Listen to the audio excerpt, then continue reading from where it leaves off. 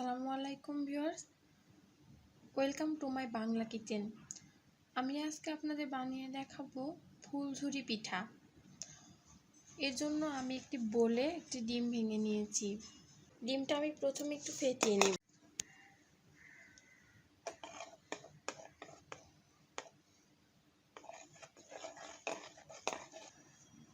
এরপর এই পিঠার জন্য আমাদের যা যা লাগছে তা একে একে অ্যাড করছি।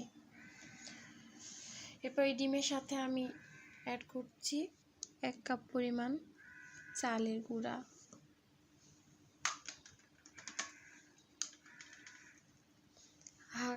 হাফ কাপ ময়দা।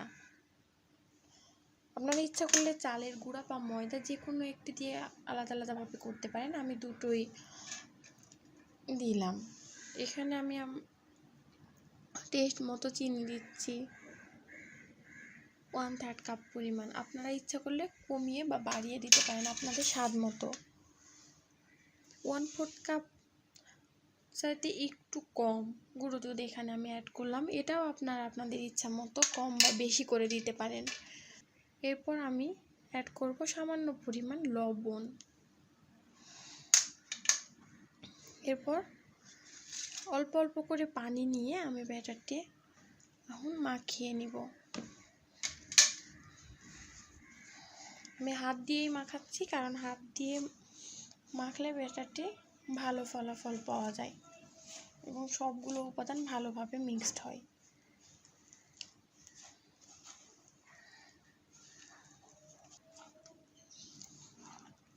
দেখুন ভিউয়ার্স, আমি এভাবে আমার আটাগুলো মাখিয়ে নিচ্ছি। হাত দিয়ে ভালোভাবে মাখাতে হবে যাতে এর ভেতরে কোনো লাম্পস বা দলা না থাকে। একবারে বেশি পানি দিয়ে দেওয়া যাবে না, পানিটা একটু বুঝে দিতে হবে। অল্প অল্প করে মাখবেন আর পানি দিবেন। ব্যাটারটা এমন হবে যেন বেশি পাতলাও না বেশি ঘনও না। আমরা যে চিতই পিঠা বানিয়ে থাকি, চিতই পিঠার চাইতে একটু ঘন হবে।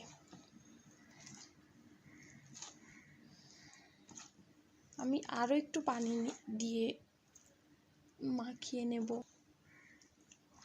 ব্যাটারটি এমন হবে যেন পিঠার শাঁস এর ভেতরে দিলে পিঠার শাঁসের চারিদিকটা ভালোভাবে ব্যাটার দ্বারা কোট হয়ে যায়। এটা বোঝার জন্য আপনারা একটি আঙুল এভাবে চুবিয়ে দেখবেন যে আঙুল ভালোভাবে কোট হচ্ছে কিনা, তাহলে বুঝতে পারবেন।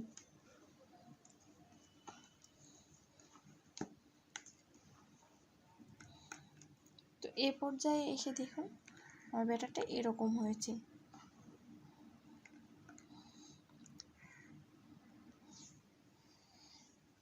ব্যাটারটি আমার মাখানো হয়ে গেছে। এবার এটা আমি 10 থেকে 15 মিনিটের জন্য ঢেকে রাখবো।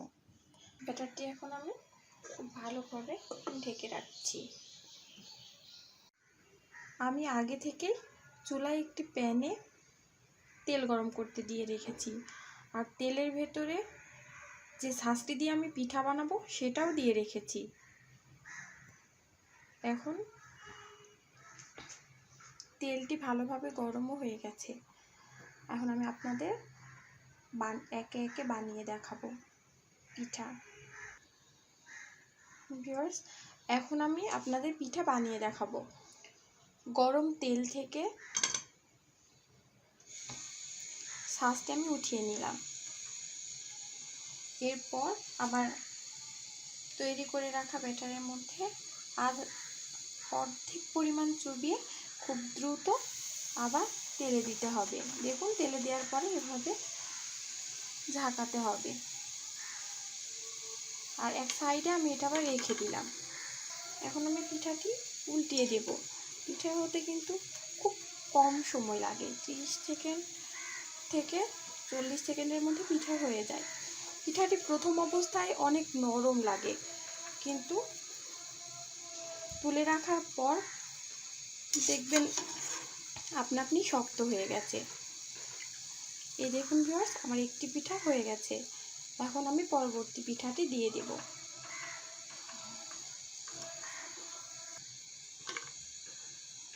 আমি আরও একটি পিঠা আপনাদের দিয়ে দেখাচ্ছি।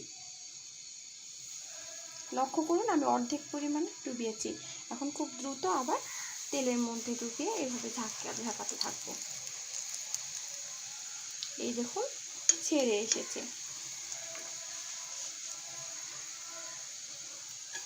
এক পাশটা হয়ে গেছে, আমি এখন সেটি উল্টিয়ে দিলাম। একটা পিঠা হতে হতে দেখবেন আরেকটা পিঠা শক্ত হয়ে গেছে।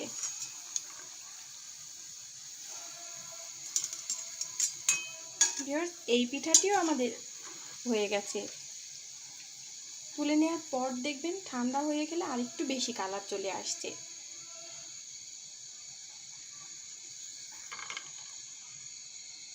আপনাদের সুবিধার জন্য আমি আরও একটি পিঠা বানিয়ে দেখাচ্ছি।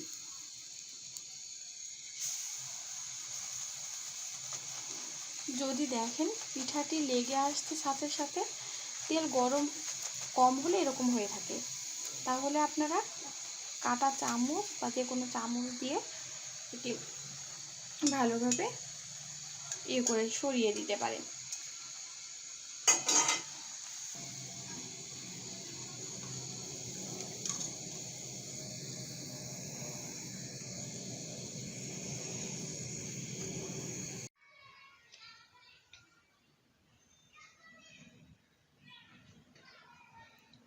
এই দেখুন ভিউয়ার্স, আমার পিঠাগুলো কত সুন্দর হয়েছে, দেখতে কত মজা লাগছে। দেখতে যেমন সুন্দর, খেতে ঠিক তেমনই সুন্দর।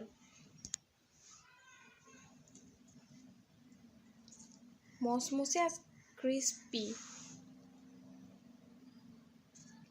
এই দেখুন কাছ থেকে আমি আপনাদের দেখিয়ে দিচ্ছি।